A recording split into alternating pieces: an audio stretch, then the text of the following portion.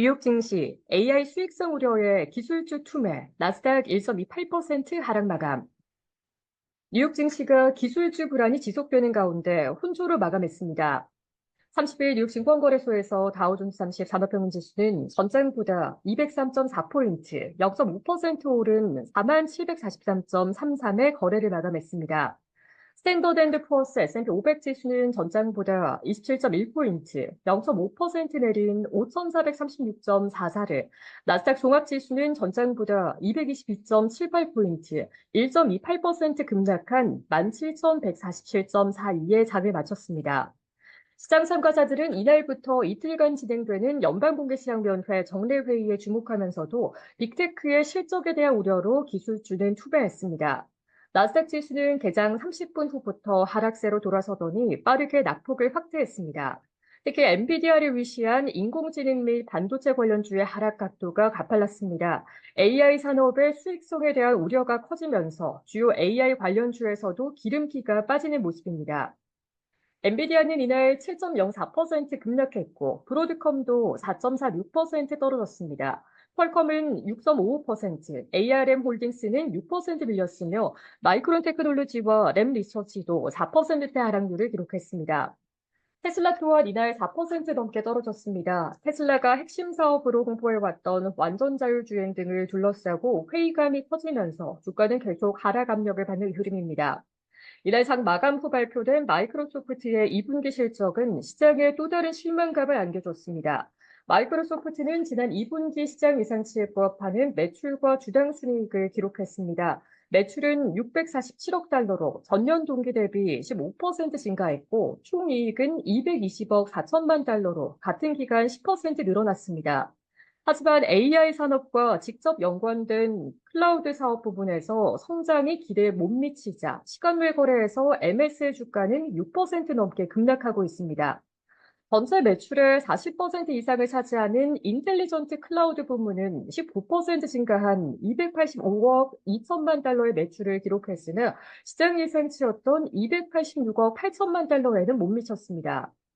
이에 따라 장 후반 낙폭을 줄이던 미국의 주가지수 선물도 다시 하락폭을 확대했습니다. 이날 오후 4시 50분 현재 이미니 나스닥 100 선물지수는 전장 대비 1.81% 급락한 18,862.25로 이미니 S&P 500은 0.93% 떨어진 5,451을 기록하고 있습니다.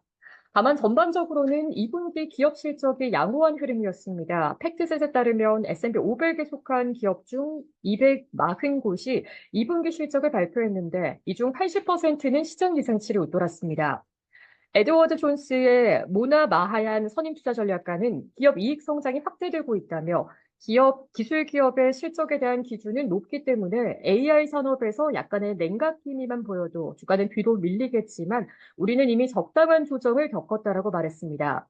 이런 가운데 최근 글로벌 정보기술 대란을 촉발한 사이버 보안업체 클라우드 스트라이크는 델타항공이 항공편 무더기 취소에 따른 대규모 피해를 보상받기 위해 변호인단을 선임했다는 보도가 나오면서 주가가 9% 넘게 또 떨어졌습니다. 세계 최대 소비재 기업 프록터앤드갬블은 수익은 예상치를 상회했으나 매출이 예상치에 못 미친 것으로 나타나 주가가 5% 가까이 하락했습니다.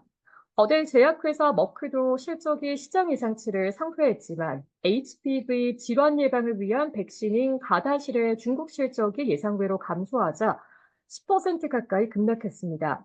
온라인 결제 서비스 제공업체 페이팔은 시장 예상을 웃도는 조정 주당 순이익 보고하고 가이던스를 높이면서 주가가 8% 이상 뛰었습니다.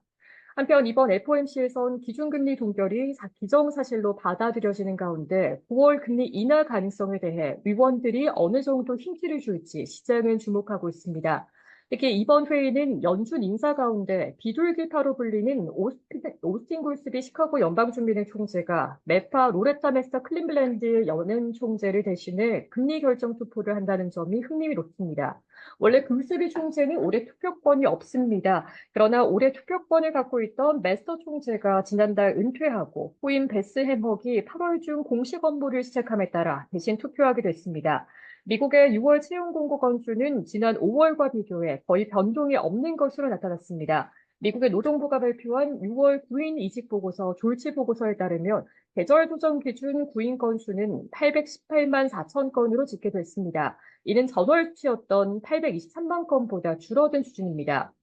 6월의 채용은 534만 1,000건으로 전월치였던 565만 5천 건보다는 감소했습니다.